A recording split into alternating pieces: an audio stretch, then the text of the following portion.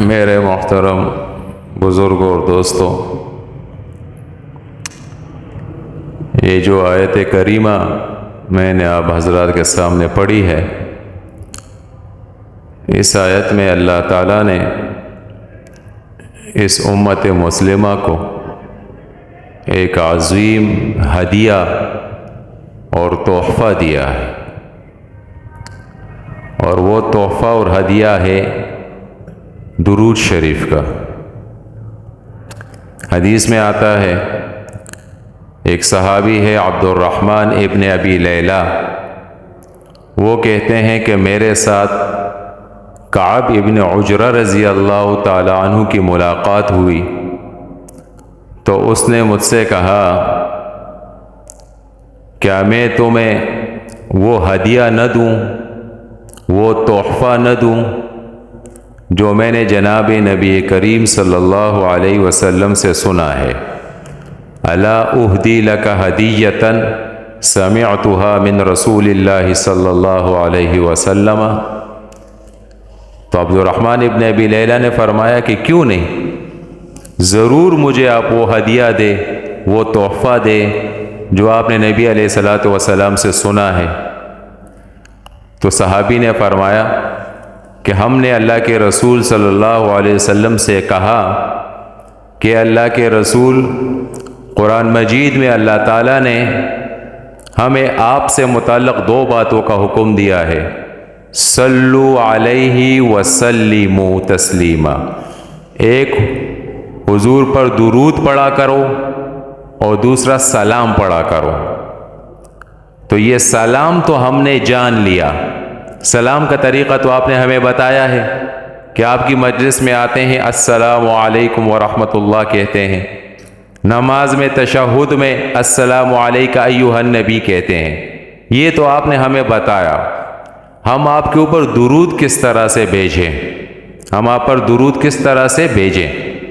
نبی علیہ الصلوۃ والسلام نے فرمایا، قولوا اللہم صل علی محمد وعلی آل محمد کما صلیت علی ابراہیم وعلی آل ابراہیم انک حمید مجید الی آخرہ۔ یعنی کہ جو درود شریف ہے وہ نبی علیہ الصلوۃ والسلام نے پورا پڑھ کر سنا دیا۔ تو یہ صحابی کہتے ہیں کہ یہ ہدیہ اور تحفہ میں نے حضور پاک سے حاصل کیا ہے، یہ ہدیہ اور تحفہ آپ لے لو مجھ سے۔ میرے محترم دوستوں، بزرگوں، درود شریف کے تو بہت زیادہ فضائل ہیں، لیکن اس کی دو بڑی بڑی خصوصیتیں ہیں، دو بڑی خصوصیتیں۔ ایک خصوصیت درود شریف کی یہ ہے کہ بندہ جتنے بھی اعمال کرتا ہے، یہ صرف بندہ کرتا ہے، اللہ نہیں کرتا۔ بندے کے کسی عمل میں اللہ پاک شریک نہیں ہوتا۔ بندہ نماز پڑھتا ہے، اللہ نہیں پڑھتا۔ بندہ روزہ رکھتا ہے، یہ نہیں کہا جا سکتا کہ اللہ بھی روزہ رکھتا ہے۔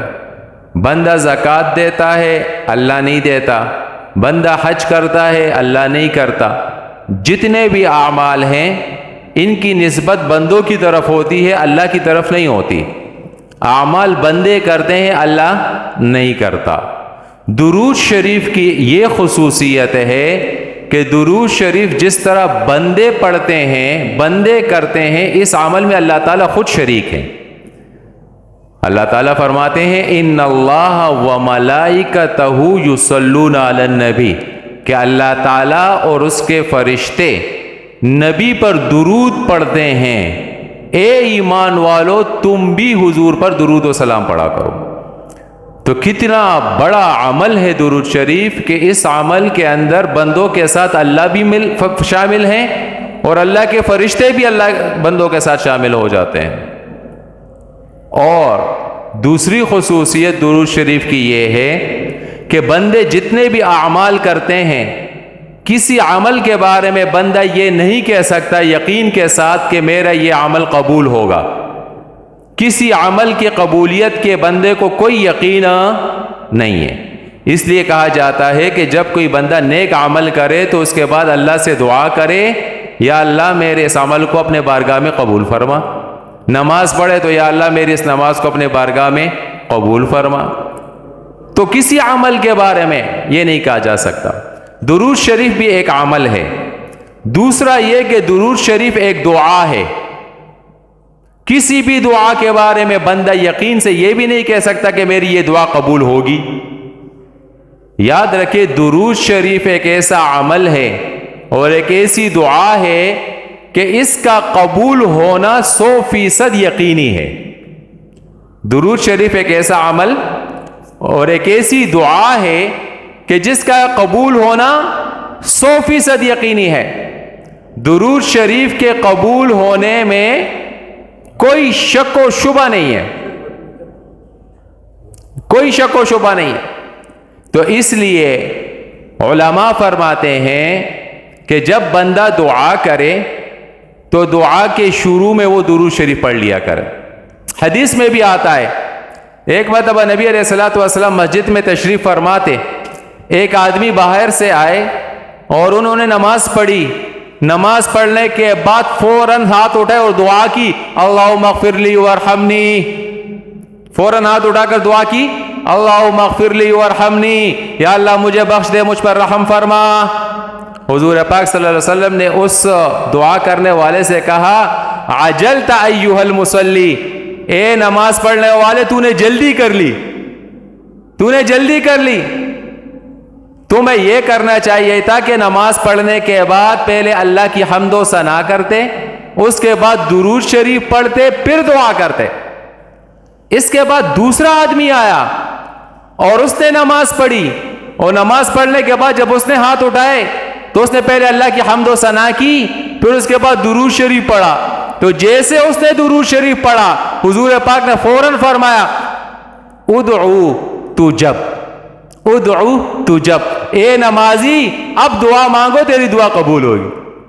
تو اس لیے ہمارے علماء فرماتے ہیں کہ جب بندہ اللہ سے دعا کرتا ہے، اللہ سے درخواست کرتا ہے، اپنی حاجتیں مانگتا ہے، تو پہلے درود شریف پڑھ لو، آخر میں بھی پھر درود شریف پڑھ لو۔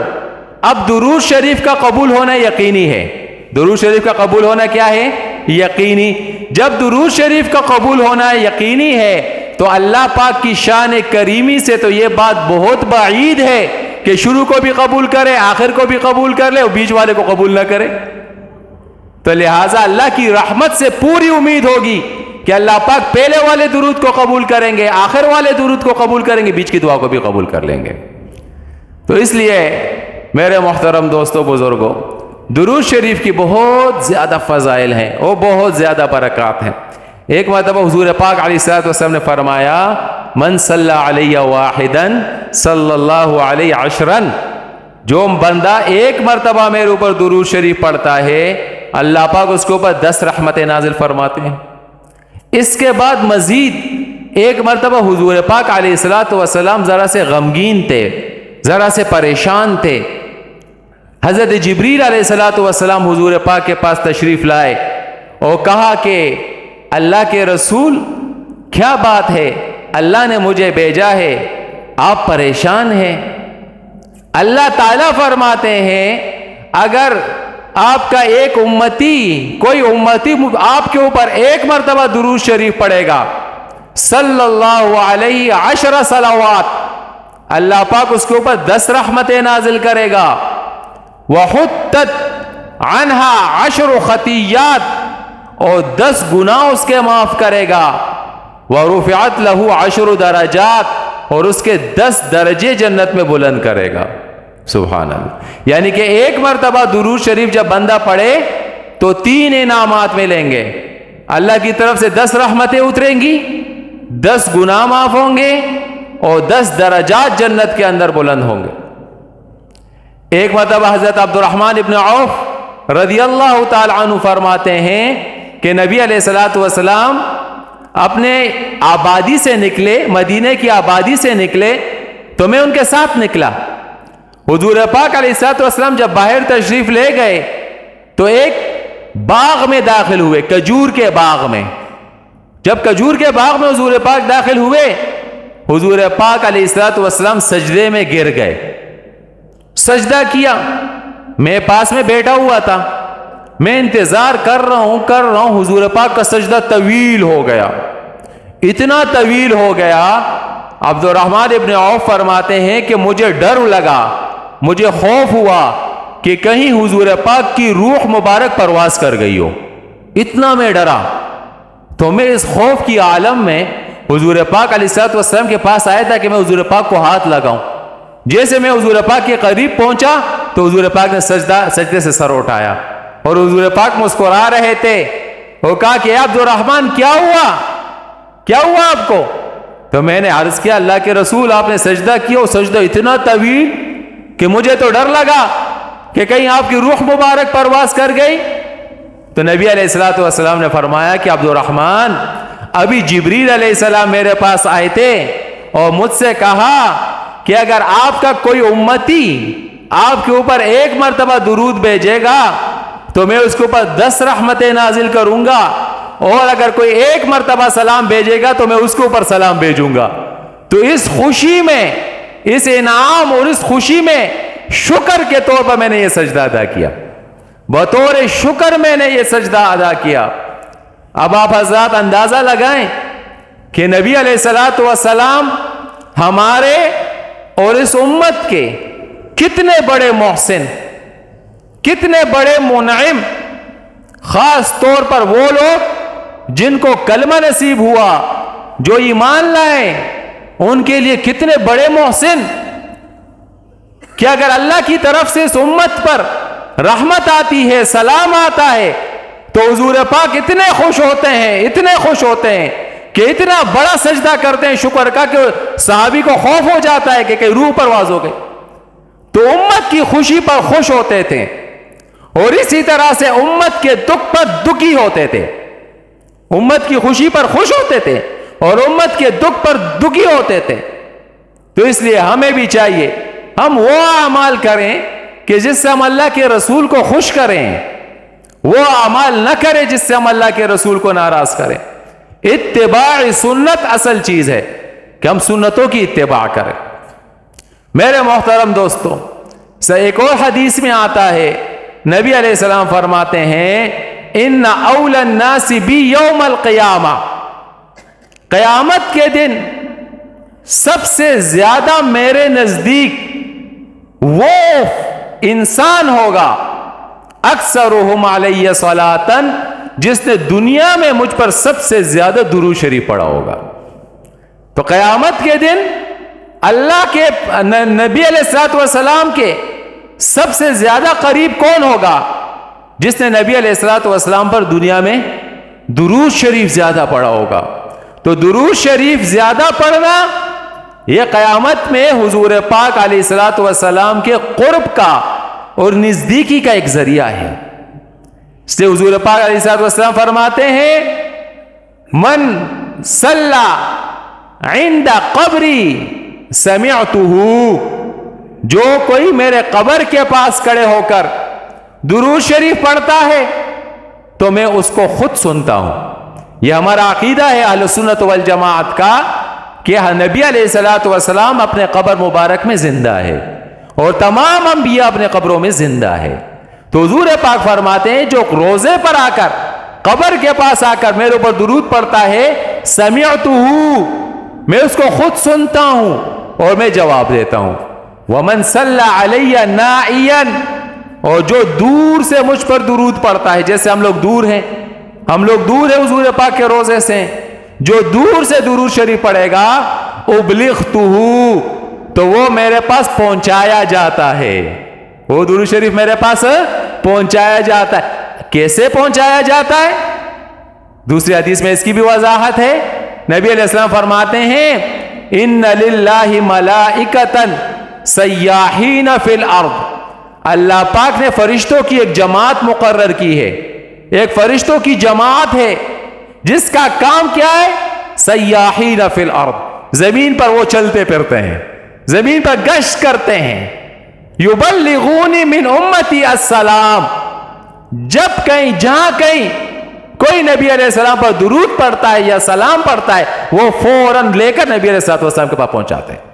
ان کا اور کوئی کام نہیں, ان کی ڈیوٹی یہی ہے کہ بس جہاں پر نبی علیہ السلام پر درود شریف پڑھا جائے وہ درود شریف لے کر حضور پاک تک پہنچاتے ہیں. اور میرے محترم دوستو، درود شریف کی بہت فضائل ہیں، بہت زیادہ فضائل۔ ایک بڑی فضیلت جو آپ کے سامنے بیان کروں، ایک حدیث میں آتا ہے کہ جو انسان نبی علیہ الصلوۃ والسلام پر درود شریف پڑھتا ہے، وہ فرشتے وہ درود حضور پاک کے پاس لے جا کر پہنچاتے ہیں، تو فرشتے جا کر یہ کہتے ہیں کہ اللہ کے رسول، یہ درود شریف فلاں ابن فلاں کی طرف سے، فلاں جو فلاں کا بیٹا ہے اس کی طرف سے اتنی مرتبہ درود ہے آپ کی طرف بھیجا ہے۔ آپ اندازہ لگائیں ایک مومن کے لیے اس سے بڑی سعادت اور کیا ہو سکتی ہے کہ نبی علیہ الصلوۃ والسلام کے حضور اس کا نام لیا جاتا ہے۔ یعنی اگر یہاں کے کسی علاقے کے کسی فرد نے درود پڑھا تو کہا جائے گا کہ فلاں جو فلاں کا بیٹا ہے اس نے آپ کے اوپر درود شریف بھیجا ہے۔ تو حضور پاک کی مجلس میں بندے کا نام لیا جاتا ہے، بہت بڑی سعادت کی بات ہے۔ اسے علماء فرماتے ہیں، ایک کتاب ہے احیاء العلوم، امام غزالی رحمہ اللہ کی کتاب ہے احیاء علوم الدین۔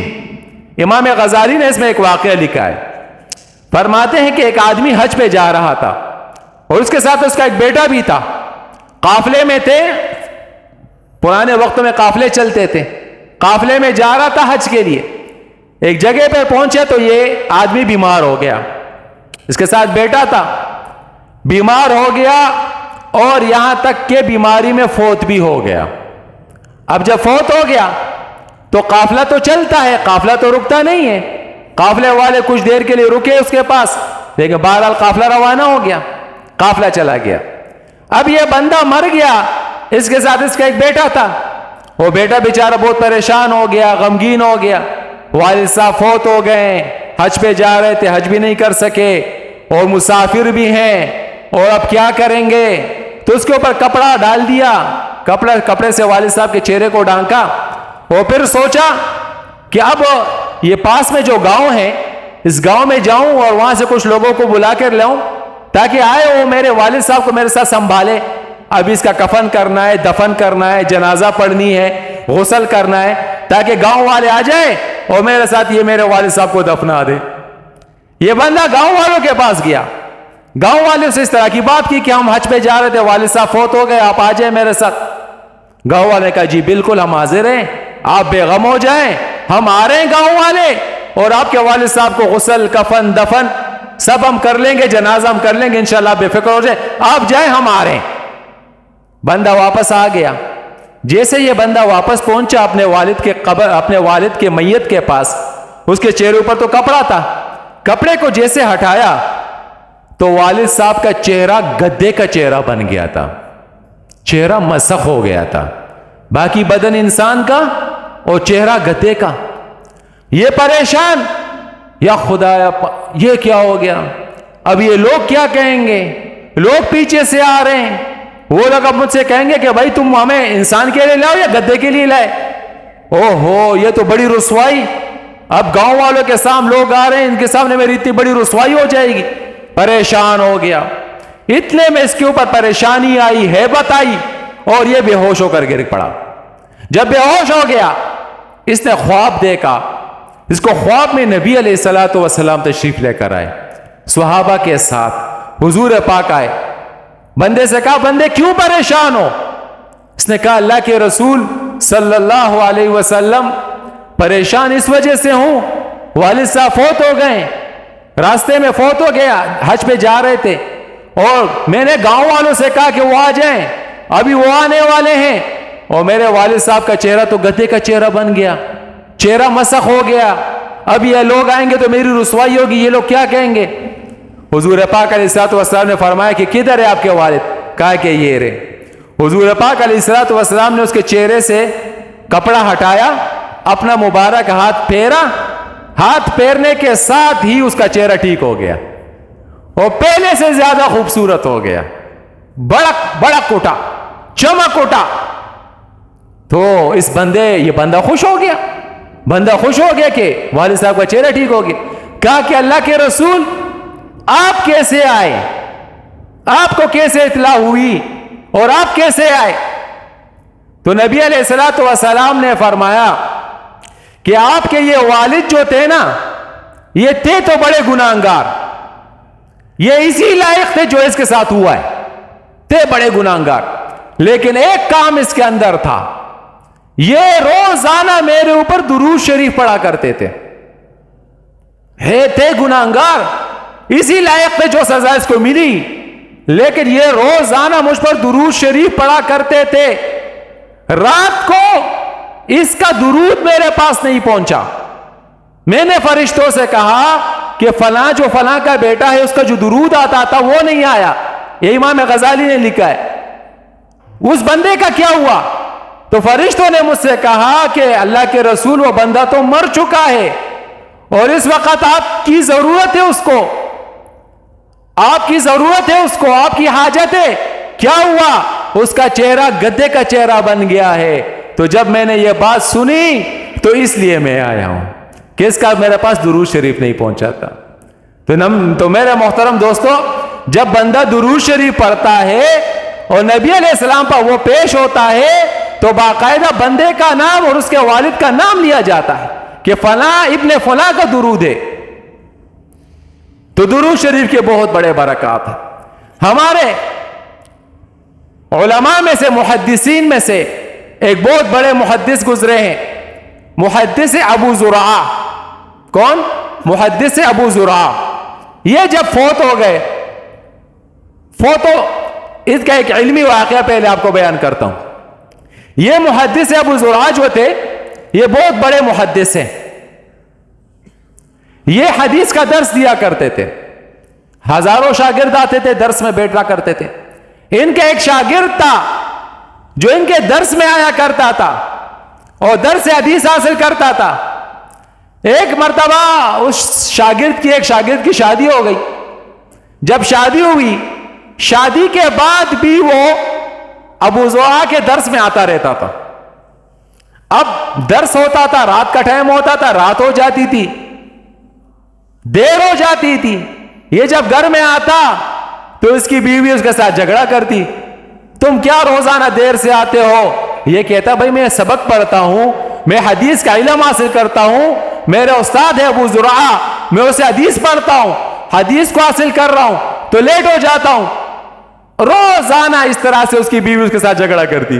جب یہ رات کو دیر سے آتے، بیوی جھگڑا کرتی، تیرے لیے میں جاگی رہتی ہوں، کھانا تیار کیا ہوتا ہے اور تم دیر سے آتے ہو، پھر دروازہ کھولنا پڑتا ہے، کھانا گرم کرنا پڑتا ہے، یہ وہ۔ ایک دن اس کی بیوی بھی غصے میں آئی اور اس کی بیوی نے اس سے کہا، وہی جھگڑ رہے تھے، کہا کہ تم کیا دیر سے آئے اور یہ وہ۔ آخر میں غصے میں اس نے کہا کہ تمہارے شیخ کو کچھ بھی نہیں آتا، ایسے ہی فلاں تم اپنے آپ کو شیخ بنائے ہوا استاد کو، اس کو تو کچھ بھی نہیں آتا، اور تم جاتے ہو اس کے ساتھ پڑھتے ہو، تم کہتے ہو میں اس سے علم حاصل کر رہا ہوں، حدیث حاصل کرتا ہوں، اس کو تو کچھ بھی نہیں آتا۔ جب یہ بات سنی اپنے شیخ کے بارے میں، جب یہ بات شوہر نے سنی، اس کو بھی غصہ آ گیا۔ اس نے کہا کیا کہا تم نے کہ میرے شیخ کو کچھ نہیں آتا؟ اگر میرے شیخ کو 1,00,000 احادیث زبانی یاد نہ ہو تو تمہیں 3 طلاقوں کے ساتھ طلاق۔ اوہو، جب یہ بات عورت کو کہہ دی جائے کہ تمہیں طلاق، پھر تو وہ ہلتی ہے نا۔ ویسے تو باتیں چیتیں کرے گی، جمبے ممبے مارے گی، لیکن جب اس طرح کی بات آئے گی نا، پھر وہ بھی سنبھل جاتی ہے، اوہو یہ اس نے کیا کہہ دیا۔ اب جب عورت نے یہ بات سن لی کہ اگر میرے شیخ کو 1,00,000 احادیث زبانی یاد نہ ہو تو تمہیں 3 طلاقوں کے ساتھ طلاق، تو عورت تو سنبھل گئی اور آرام سے جا کر بیٹھ گئی کہ اب تو کام ہو گیا۔ بندے نے بھی بعد میں سوچا، یہ خدایا یہ میں نے کیا کہہ دیا؟ ٹھیک ہے اس نے میرے شیخ کو برا بھلا کہا، مجھے غصہ بھی آیا، لیکن ٹھیک ہے میں کچھ اور بات کر لیتا، یہ میں نے کیا کہہ لی؟ اب کیا ہوگا؟ اب یہ بھی پریشان، ساری رات پریشان۔ اب اگر میرے شیخ کو 1,00,000 احادیث زبانی یاد ہے تو بیوی کو طلاق نہیں ہوگی، اور اگر 1,00,000 احادیث زبانی یاد نہیں ہے تو بیوی چلی گئی۔ اس سوچ میں ہے۔ صبح جب ہوئی، شیخ کے مجلس میں جب آئے اور سبق پڑھا، سبق پڑھنے کے بعد شیخ کے پاس جب آئے تو تو یہ پریشان تھے. اس شیخ نے پوچھا کیوں, کیا ہوا, کیوں پریشان ہو, کیا پریشانی ہے؟ اس نے کہا حضرت ساری باتیں چھوڑے, پہلے یہ بتاؤ کہ آپ کو 1,00,000 حدیث یاد ہے کہ نہیں؟ شیخ نے کہا بھائی کیا ہوا تمہیں, میری حدیثوں سے تمہیں کیا مطلب, کیا ہوا تمہیں, کیوں پوچھ رہے ہو؟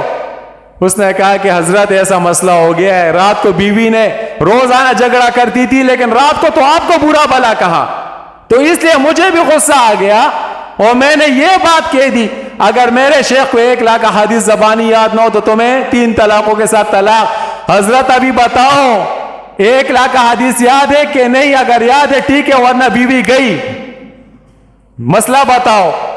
حضرت نے کہا جاؤ جاؤ, بیوی تمہاری بیوی ہے, اسی طرح اس کے ساتھ اپنی میاں بیوی کی زندگی گزارو, جاؤ جاؤ, کوئی طلاق شلاق نہیں ہوئی ہے.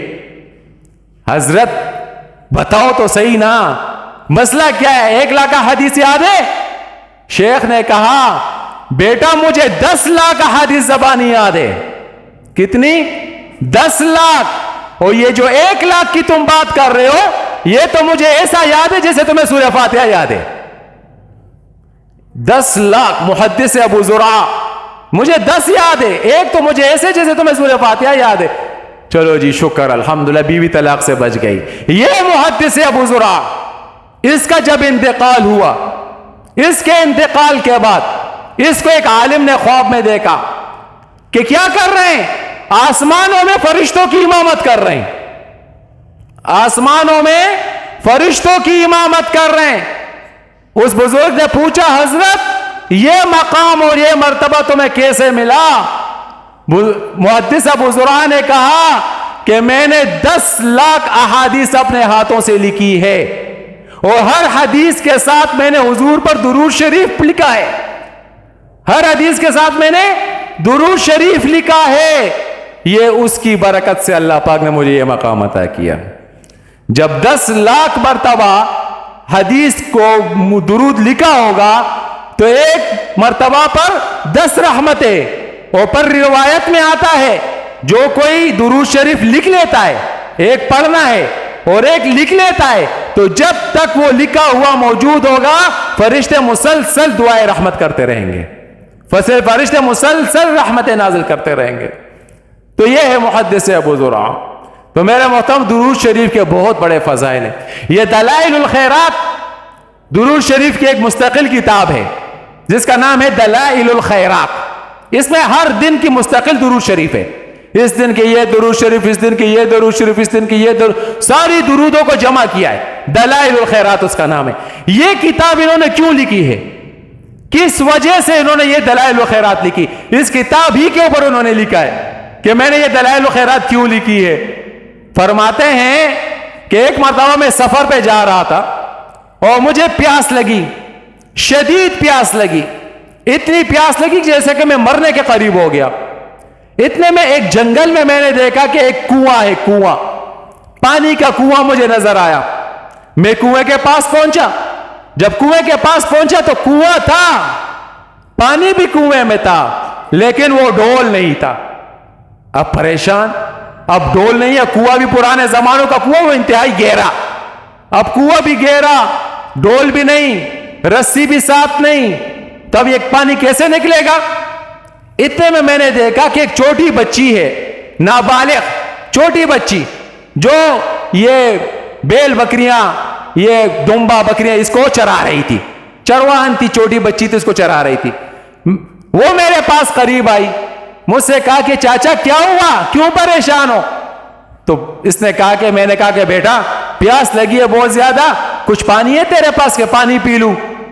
تو بچی نے کہا چاچا یہ کنواں ہے نا, آپ پانی کی بات کرو, یہ کنواں ہے نا ساتھ میں. بیٹا کنواں تو ہے لیکن ڈول نہیں ہے, رسی نہیں ہے.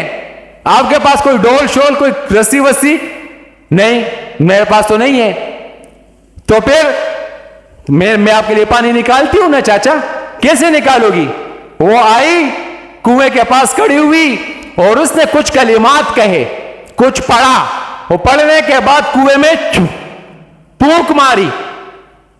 مصنف فرماتے ہیں وہ پانی نیچے سے اٹھا اٹھا اٹھا اٹھا اٹھا اوپر کی منڈیروں تک آ گیا. جب پانی اوپر آ گیا تو میں نے چلو کے ساتھ پانی لیا, پانی پیا پیا پیا, وضو وغیرہ سب کچھ کیا. اس نے کہا چاچا ہو گیا کام, ہو گیا. اس کے بعد پھر اس نے کچھ پڑھا اور چوف مارا, پھر پانی نیچے چلا گیا.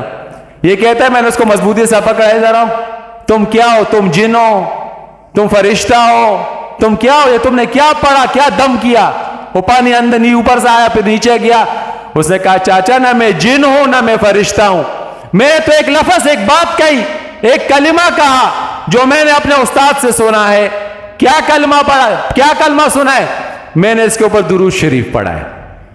میں نے درود شریف پڑھا اور اس پھونکا پانی اوپر. میں نے اپنے استاد سے پڑھا سنا کہ جو بھی حاجت ہو تمہیں, جو بھی ضرورت ہو, درود شریف پڑھ لیا کرو. تو جب میں کہیں جاتی ہوں, مجھے بھوک لگتی ہے, میں درود شریف پڑھتی ہوں, اللہ پاک کھانے کا بندوبست کر دیتے ہیں. جب مجھے پیاس کی ضرورت ہوتی ہے, پیاس لگتی ہے, اللہ پاک میں درود شریف پڑھتی ہوں, پانی مل جاتا ہے.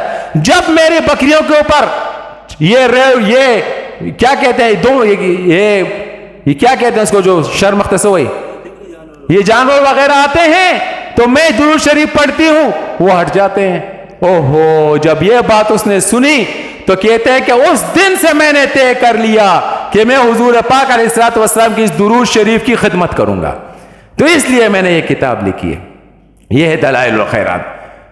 حدیث میں آتا ہے, ایک روایت میں آتا ہے کہ کل قیامت کے دن ایک بندہ ہوگا, اس کی نیکیاں اور اس کے گناہ تولے جائیں گے. جب نیکیاں اور گناہ تولے جائیں گے تو اس کی نیکیاں وہ ہلکی ہو جائیں گی اور اس کے گناہ بھاری ہو جائیں گے.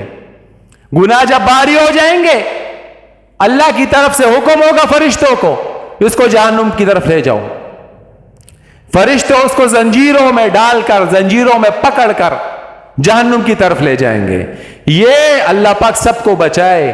یہ زنجیروں سے اس کو پکڑنا یہ اس وجہ سے نہیں ہے کہ بھاگ جائے گا, بھاگے گا نہیں, وہاں بھاگ نہیں سکتا. زنجیروں سے اس کو باندھنا یہ جہنمی کی رسوائی کے لیے ہوتا ہے. اور یہ جہنمی ایسے نہیں ہوں گے کہ جیسے یہاں پر اس کا جسم ہے. جہنمی کا جسم بڑھے گا. روایات میں آتا ہے جہنمی کا ایک دانت احد پہاڑ کے برابر ہوگا. جہنمی جہاں پر بیٹھے گا وہ 48 میل کی جگہ ہوگی, مکے سے جدہ تک 48 میل کی جگہ پر تو وہ صرف بیٹھے گا. جہنمی کی ایک شانے سے لے کر دوسرے شانے تک یہ جو فاصلہ ہے, تیز رفتار گھوڑا 3 دن تک مسلسل چلے, جتنا فاصلہ وہ طے کرتا ہے اتنا فاصلہ اس کے 2 شانوں کے درمیان ہوگا. اتنا اس کا جسم بڑا ہوگا. کیوں؟ کہ جہنم کے عذاب کو خوب اچھی طرح سے محسوس کرے, خوب محسوس کرے. تو میرا محترم دوستو, اللہ بچائے ہم سب کو, جہنم کے ایک لمحے سے بچائے. تو جب اس بندے کو لے جایا جائے گا, حضرت آدم علیہ السلام اللہ کے عرش کے نیچے ہوں گے اور کھجور کے پتوں کا ہرے رنگ کا لباس پہنا ہوگا, اور نبی علیہ السلام کو آواز دیں گے یا احمد. نبی علیہ السلام ان کی طرف توجہ کریں گے, وہ کہیں گے اے احمد, تیرا ایک امتی دوزخ کی طرف جا رہا ہے, اگر اس کی کچھ مدد کر سکتے ہو تو مدد کر لو. نبی علیہ الصلوۃ والسلام اس بندے کی طرف دیکھیں گے, اس کو آواز دیں گے فرشتوں کو, اس کا نام پوچھیں گے. جب نام پتا چلے گا حضور پاک فرشتوں سے کہیں گے اس کو واپس کرو, اس کو واپس لاؤ, اس کی ایک نیکی میرے پاس ہے. فرشتے نہیں واپس ہوں گے, فرشتے پھر اسی طرح آگے جائیں گے. پھر نبی علیہ السلام آواز دیں گے اے فرشتوں اس کو واپس کرو, اس کی ایک نیکی میرے پاس ہے. فرشتے پھر جائیں گے, پھر نبی علیہ السلام ان کو بلائیں گے. فرشتے نبی علیہ السلام سے کہیں گے کہ اللہ کے رسول, آپ کے اوپر جو قرآن نازل ہوا ہے اس میں آپ کے اوپر کون سی آیت نازل ہوئی ہے؟ علیہا ملائکۃ غلاظ شداد لا یعصون اللہ ما امرهم ویفعلون ما یؤمرون. کہ جہنم کے اوپر اللہ نے ایسے فرشتے مقرر کیے ہیں جو سخت ہیں, سخت دل والے ہیں, ان کو کسی کے اوپر رحم نہیں آتا. اور ایسے فرشتے اللہ کی نافرمانی نہیں کرتے, جو حکم اللہ دیتا وہی کرتے. ہمیں اللہ نے حکم دیا اس لیے ہم جا رہے ہیں. نبی علیہ السلام نے کہا تو میں کیا کروں؟ فرشتوں نے کہا آپ اللہ سے کہیں, اللہ ہمیں حکم دیں گے. نبی علیہ السلام اللہ سے عرض کریں گے یا اللہ اس بندے کو واپس کرے. اللہ پاک فرشتوں کو کہیں گے کہ اس کو واپس کرو. جب یہ بندہ واپس آئے گا اور جب یہ بندہ واپس آ جائے تو نبی علیہ السلام فرشتوں سے کہیں گے کہ اس کے اعمال و نیکیاں و گناہ دوبارہ تولو. یہ بندہ کہے گا کہ ایک مرتبہ تو میرے اوپر جہنم کا فیصلہ ہو گیا, ہوئی کہ نا شلیر ذرا مخلوق کی رسوا شما, اب دوبارہ میرے اوپر جہنم کا فیصلہ ہوگا. نبی علیہ السلام اپنے اس آستین سے ایک چھوٹا سا رقعہ نکالیں گے اور اس فرشتے کو دیں گے کہ یہ ساتھ لے لو, اس کو اس چابڑے میں رکھ دو. یہ بولے گا کہ ایک دفعہ تو رسوا ہو گیا, اب دوبارہ میرے اوپر جہنم کا اعلان ہوگا. آپ پوچھے گا کہ آپ کون ہو بھائی؟ نبی علیہ السلام کو نہیں پہچانے گا. نبی علیہ السلام فرمائے گا کہ میں تیرا وہ پیغمبر ہوں جسے تم نے دیکھا نہیں تھا, تم مجھ پر ایمان لائے تھے. میں تیرا وہ پیغمبر جسے تو نے دیکھا نہیں تھا, مجھ پر ایمان لائے تھے. ایک مرتبہ حضور پاک علیہ الصلوۃ والسلام نے ارمان کیا, اور اپنے صحابہ سے کہا کہ اے ارمان, ہے کاش کہ میں اپنے بھائیوں کو دیکھ لیتا, ہے کاش میں اپنے بھائیوں کو دیکھ لیتا. صحابہ نے کہا اللہ کے رسول ہم آپ کے بھائی نہیں ہیں. حضور نے فرمایا انتم اصحابی, تم تو میرے صحابہ میرے دوست ہو. میرے بھائی وہ لوگ ہیں جو میرے بعد آئیں گے, مجھے دیکھا نہیں ہوگا مگر مجھ پر ایمان لائیں گے. تو الحمدللہ ہمیں حضور پاک نے اپنا بھائی کہا ہے, بہت بڑی دولت. تو نبی علیہ السلام کہیں گے میں تیرا وہ پیغمبر جسے تم نے دیکھا نہیں تھا, تم مجھ پر ایمان لائے تھے. جب وہ رقعہ فرشتے لے جائیں گے اور اس نیکیوں کے چابڑے میں رکھیں گے تو نیکیوں کا پلڑا بھاری ہو جائے گا. چھوٹا سا رقعہ دیکھا, نیکیوں کا پلڑا بھاری. جب نیکیوں کا پلڑا بھاری ہو جائے گا, یہ بندہ آئے گا فوراً حضور پاک کے ہاتھ چومے گا, ماتھا چومے گا, وہ کہے گا کہ آپ نے تو مجھے بڑی مصیبت سے بچایا, بڑی تکلیف سے بچایا, اب میں جہنم میں چلا جاتا. وہ پھر کہے گا کہ اللہ کے رسول اس رقعے میں کیا تھا, اس رقعے میں کیا تھا؟ حضور پاک فرمائیں گا کہ اے میرے بندے, اے امتی, یہ تیرا وہ درود شریف تھا جو تو دنیا میں میرے اوپر پڑھا کرتا تھا. اس درود شریف کو میں نے تیرے لیے اس دن کے لیے جمع کیا ہوا تھا, اس دن کے لیے جمع کیا. تو میرے محترم دوستو, درود شریف کے بہت برکات ہیں, بہت بڑے فضائل ہیں اس کے. ایک صحابی حضور پاک کے پاس آئے اور کہا کہ اللہ کے رسول صلی اللہ علیہ وسلم انی اکثر الصلاۃ علیک, میں آپ کے اوپر زیادہ درود شریف پڑھنا چاہتا ہوں, میں آپ کے اوپر زیادہ درود شریف پڑھنا چاہتا ہوں. فکم اجعل لک من صلاتی, میں نے اپنے دعاؤں کے لیے جو وقت مقرر کیا ہے, اپنی دعاؤں کا جو وقت میں نے اپنے لیے مقرر کیا ہے, اس میں سے کتنا وقت آپ کے درود کے لیے مقرر کر لوں؟ مطلب جو میری اپنی دعاؤں کا وقت ہے, گھنٹہ ہے 2 گھنٹہ, اس میں کتنا وقت میں آپ کے لیے, آپ کی درود شریف کے لیے مقرر کروں؟ تو نبی علیہ الصلوۃ والسلام نے فرمایا ما شئت, جتنا تم چاہو کر لو. تو اس نے کہا الربع, چوتھائی وقت مقرر کر لوں گا, چوتھائی یعنی کہ 3, یعنی کہ اپنے اوقات کے اندر 3 اوقات کے اندر تو 3 حصوں میں میں اپنے لیے دعائیں کروں گا اور چوتھے حصے میں میں آپ پر درود شریف پڑھ لوں گا. حضور پاک نے فرمایا ما شئت وان زدت فهو خیر لك, تیری مرضی, لیکن اگر زیادہ کرے گا تو تیرے لیے بہتر ہوگا.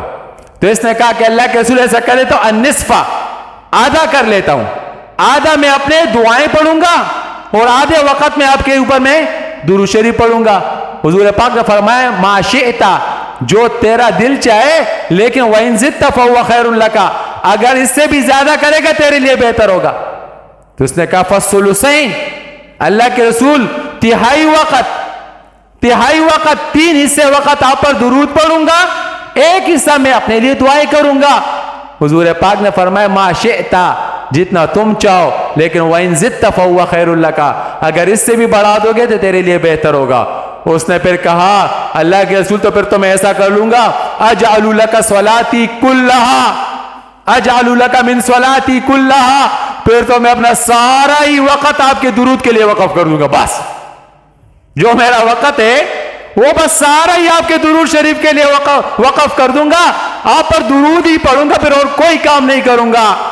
حضور پاک نے کیا فرمایا, اذن یعنی اگر ایسا تم نے کر لیا، سارا ہی وقت میرے درود کے لیے وقف کر دیا، تو تکفا ہمک وتکفر لک ذنبک، سارے غم دور ہو جائیں گے، سارے گناہ بخش دیے جائیں گے۔ آپ سوچیں، آج کل ہم کہتے ہیں پریشانی ہے، ہر بندہ پریشان ہے، کاروبار نہیں ہے تو پریشان ہے، پیسہ نہیں ہے تو پریشان ہے، بچہ بات نہیں مان رہا تو پریشان ہے، گھر میں نہیں بن رہی ہے تو پریشان ہے، بیماری ہے تو غم ہے، یہ ساری غم ہی غم ہے نا۔ اب جب بندہ درود شریف کی کثرت کرے گا، یہ سارے ٹینشن، سارے مسئلے اللہ حل کر دے گا۔ دوسرا بندہ دعا کیوں مانگتا ہے؟ یا اللہ مجھے بخش دے، یا اللہ مجھے، سب سے بڑی دعا تو یہی ہے نا، یا اللہ مجھے بخش دے۔ تو جب درود پڑھو گے، اللہ پاک سارے ہی گناہوں کو کیا کر دے گا؟ بخش دے گا۔ تو درود شریف کے بہت بڑے فضائل ہیں میرے محترم دوستو۔ کچھ مسائل ہیں درود شریف، سب سے افضل درود شریف درود ابراہیمی، یہ درود ابراہیم جو نماز میں پڑھا جاتا ہے، اللہم صلی علی محمد، سب سے افضل ترین درود شریف۔ اس کے علاوہ بھی درود شریف کے اور بہت سے الفاظ احادیث مبارکہ میں آتے ہیں۔ اللہم صلی، صلی، صلی، یہ جس میں بھی آتا ہے یہ درود ہوتا ہے، یہ تو بڑا درود شریف ہے۔ لیکن مختصر درود شریف اللہم صلی علی محمد، بس اللہم صلی علی، بس یہ کافی ہے، بس اللہم صلی علی محمد، اللہم صلی علی محمد، اللہم صلی علی محمد۔ یہ کتنے آدمی 5 منٹ میں کتنا پڑھ لے گا؟ تو یہ مختصر درود شریف ہے۔ صلی اللہ علیہ وسلم، یہ بھی درود شریف ہے۔ اللہم صلی علی محمد، یہ بھی درود شریف ہے۔ تو میرے محترم دوستو، پوری زندگی میں ایک مرتبہ درود شریف پڑھنا یہ فرض عین ہے۔ کیا ہے؟ فرض عین۔ اس کے بعد اگر کسی مجلس میں نبی علیہ السلام کا نام مبارک آئے تو ایک مرتبہ درود شریف پڑھنا واجب ہے۔ کیا ہے؟ واجب ہے، ضروری ہے۔ اور اگر بار بار آئے تو پھر مستحب۔